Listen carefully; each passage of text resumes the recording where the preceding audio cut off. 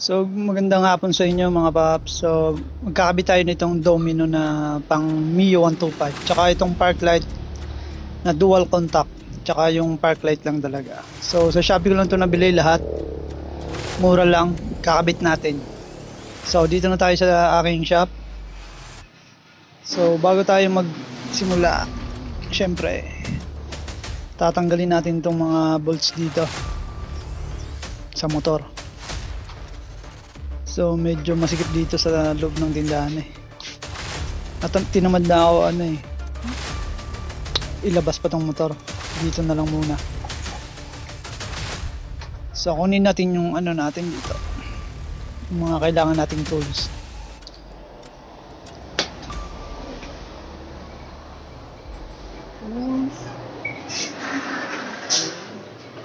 So ito yung mga tools ko dito sa shop.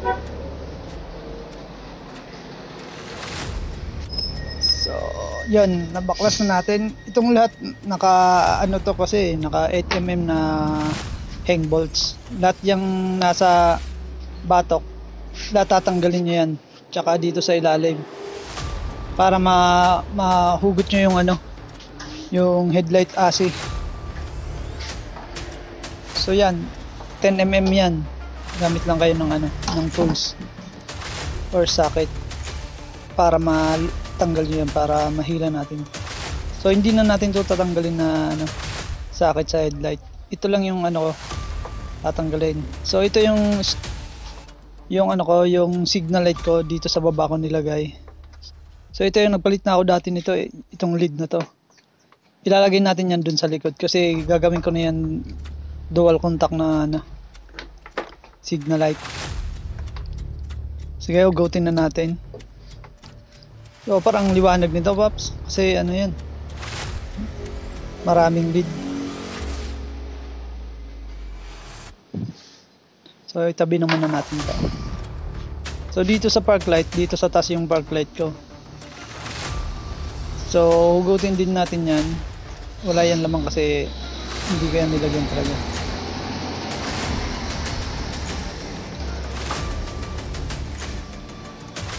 Itong gagamitin natin park light, itong white, itong nabili ko. Mura lang to, halos lang ata, 29 na ata to. Make sure paps na yung yung flasher relay is yung universal na hindi stock kasi hindi yang magagana lahat. So ayan na na natin, na isalpak natin. Maganda ito kasi maliit lang, flat. So switch on natin, testingin natin kung umiilaw. So ayan, umiilaw nga. So ayan na nga mga paps, na umiilaw na siya. Ito yung dati kong park light, yung nakikita nyo yung blue. Tatanggalin ko din yan kasi ihiwalay ko yung switch na yan. So okay naman yung pagkakabit natin. Kung hindi pala umiilaw yun, baliktarin nyo lang. So yan, ito yung park light ko, ito yung switch. Dyan ko gagawin. So dito na tayo sa dual contact. Dito pala sa dual contact So try muna natin pala natin. So ayan, gumagana, umiilaw yung signal light nya. Goods naman yung pagkakabit natin. Try natin sa kabila. Goods din, walang problema, hindi baliktad. Itong wire na to, para to sa park light. Itatap lang natin sa linya ng park light. So ito yung clip nya, parang i-clip mo lang siya sa wire. Pero sa akin dito, kasi may nakalabas na dito sa akin na wire. Tatanggalin ko lang yung electrical tape. Doon ko lang So sakto lang pala ang kalaki itong itong dual contact. So dahan-dahan na kayo sa pagpasok nito. Pero kasya naman kasi parang may jelly naman siya sa hindi siya matigas. So ito na nga, may nakalabas na wire. Make sure na i-lock nyo na lang yung socket ng park light para hindi mapasukan ng tubig. So dito rin sa kabila. So ito yung wire na nakaabang na sa park light ko. Dito ko lang ipapasok tong itong clip. Hindi ko na ano yun, sayang din naman. So ayan na, clip na natin. Try na natin kung gumagana yung park light. Switch on natin. So ayan, gumana na nga yung park light natin. Ito naman kasi yung trip ko eh, yung puti naman sila lahat. May iba naman. Oops, hindi ka na. Buti hindi kayo tinanggal yung sakit. So ayan, okay naman yung gawa natin. Maganda. Maganda to sa gabi. Siguro nakakasilaw to. So okay, gumagana yung ano natin, signal light. Nawawala siya kapag nag-signal light yan. Tapos pag switch off nyo, ano sila, bigla na lang siyang darating na puti. Yun yung maganda dyan sa dual contact. So ayan, okay nang gawa natin mga paps.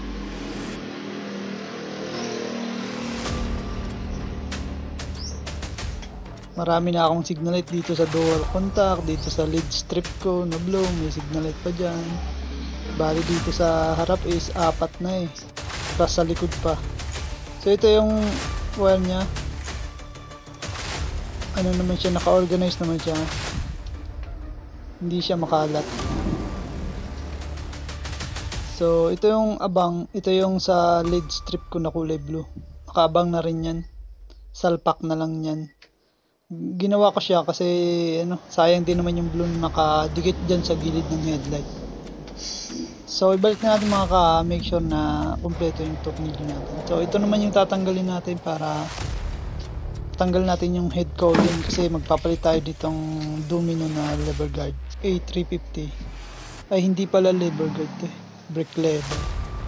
So tatanggalin lang natin to. So ito pala yung ginawa kong ano, yung DL, yung nakatago. So ito yung domino, kala ko ito ay ano eh, glossy, matte black pala. So, magaspang sa kamay. So okay naman yung ano niya, yung lock niya. Medyo parang ano lang, hindi siya parang matigas. So ito yung ano, lever bolts natin. Pasensya mga paps. So ayan, pareho naman sila ng shape. Okay naman. Mahaba lang talaga tong sa domino, yung dumidin dun sa ano, sa repair kit natin, sa brake. So gagamit lang tayo ng grasa. Gamit tayo dito ng grasa para lagyan natin itong ano, lever bolts. So ito na yan, nalagyan na natin para madulas siya, para smooth yung pagpiga.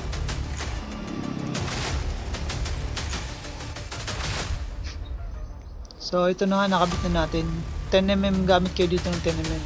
Mayroon pa dyang bolt sa ilalim bukod sa bolt sa ibabaw. So ito naman yung tatanggalin natin. So mahirap dito sa pagtanggal dito kasi ano, luwagan nyo lang tong brake rod sa likod para hindi na kayo mahirapan pa sa pagtanggal ng ano. So ayan, natanggal natin. So ipit lang natin to kung ano, kung kasya ba talaga. Dito sa ano, domino parang manipis yung ano niya, yung sa loob. So ito yung ano niya, kailangan lang natin pala dito magtabas ng itong bakal na to kasi hindi malalim yung butas sa loob ng domino, mababaw lang siya kumpara dito sa stock na malalim talaga siya, kaya saktong sakto. Hindi pala to plug and play, magtatabas ka rin pala dito, kaya ano, hindi siya sakto sa ano, sa butas. So kaya kailangan natin dito i-grind para mabawasan natin yung ano, yung bakal.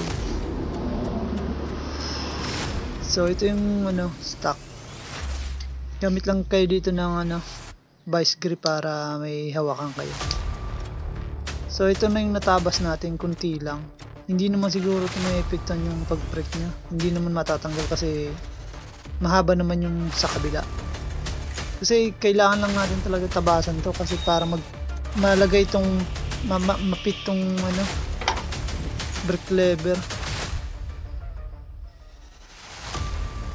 So try na natin mga paps kung okay ba to, kung sakto na yung sa gitna.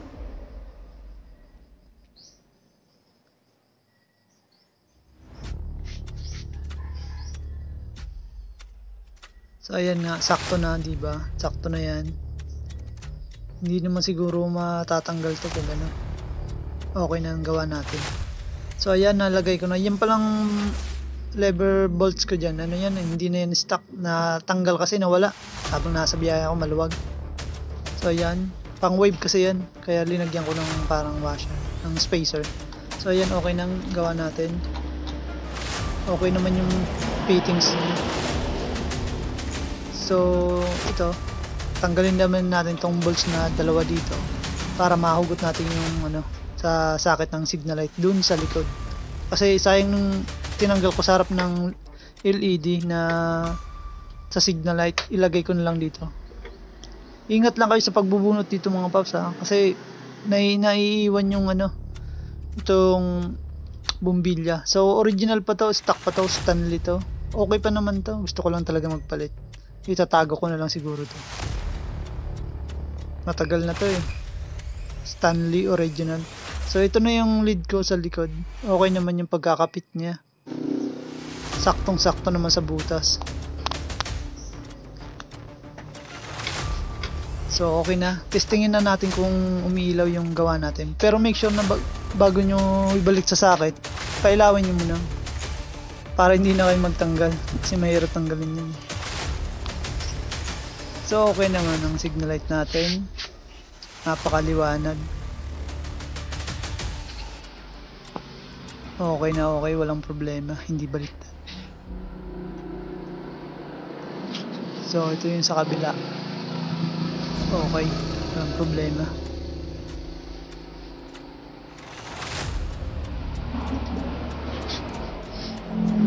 Oh, ito yung hazard ko. Sabay naman yung dalawa eh. Tingnan natin sa harap. Maraming signal light dito sa harap eh. Yan oh. Okay. May flowing signal light pa. So off na natin.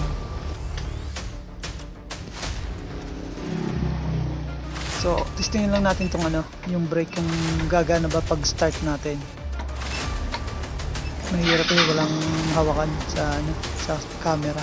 Okay, ni-start din. Try na natin tong ano, sa right brake kung mag-push. So okay din, nag-push din siya. Okay naman, walang problema. So ito na yung sample ko paps ngayong hapon. Ito yung brake, maganda din naman tingnan siya. Parang naging masculine na kasi all black na siya eh. Hindi yung silver, parang ano lang, parang ano, normal na ano. Pero ngayon parang nag-masculine yung motor. So try natin pailawin kasi madilim na. So okay. Try na natin yung park light. So domino switch din to eh. Yung ano switch ko. So napakaliwanag ng white. Pero hindi ito nakakasilaw, sa camera lang to. Hindi ito nakakasilaw. Siguro nakakasilaw pag tututukan mo, lalapit ka. So okay naman yung gawa natin. So try natin ng signal light. So ayan. Okay din, gumagana rin. Yung sa taas na park light, hindi dual contact yan. Normal lang na park light na T15 or T10. Hindi ko na ano yan kasi masakit na sa mata, marami na magbi-blink yan pag sinabay ko pa yung isa. So okay naman, pati sa likod napaka ano niya eh, napaka bright talaga niya. Maganda talaga pag lead. Make sure paps na naka power up kayo ha, naka power up lines para matibay. Maganda yung supply ng mga ilaw niya, lalo na kung LED. So ayan, yun yung LED ko. Okay naman, pati hazard okay naman siya, tignan, walang problema. Sa baba nilagay ko talaga yung signal light eh, parang sa mga NMAX na ngayon, hindi sa taas. Kung sa taas kasi parang normal na lang yan eh, parang karaniwang ano, signal light para maging masabay naman sa uso. So ito yung park light ko dati. Iniwalay ko dyan yung switch. Yung switch na ginamit ko dyan, yun sa trigger ng on off dun sa ano, side stand. Since na may side stand off na itong MXI, ginamit ko lang itong ano, switch on off. Kasi mahirap magpa-restore kapag yan ng park light mo na blue, pinapatanggal. Kaya iniwalay ko na, ginawa ko na talaga ng ano, paraan. Yes, meron na siyang switch. So ayan yun, napakaganda. Ice blue yan mga paps. Glowing signal light. Meron din yan. So ito yung MDL ko. Naka-hide. Pag gabi, makikita mo lang talaga ilaw. Pag kinaumagaan, magsasabi sa'yo na tao, nasaan yung ilaw mo? So ito yung naka-hide lang talaga. Ayoko kasi nakalabas eh. Kasi mayroon ako dati dito nakalabas, natatagtag siya na yung clip sa ilalim, yung tornilyo na putol. So off na natin. So ito yung mga paps, napakaano sa gabi. Maraming salamat.